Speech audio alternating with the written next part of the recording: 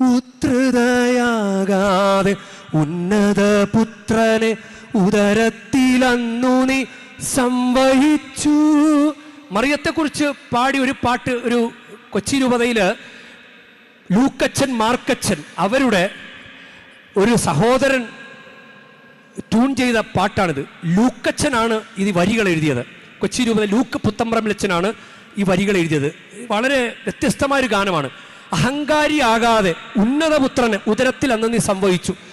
ഉദ്ധൃതയാകാതെ ഉന്നതപുത്രനെ ഉദരത്തിലന്നു നീ സംവഹിച്ചു.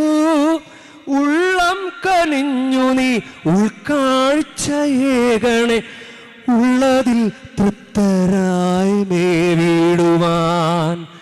ഉള്ളതിൽ തൃപ്തരായി മേവിടുവാൻ. ഉദ്ധൃതയാകാതെ ഉന്നത പുത്രനെ ഉദരത്തിലന്നു നീ സംവഹിച്ചു.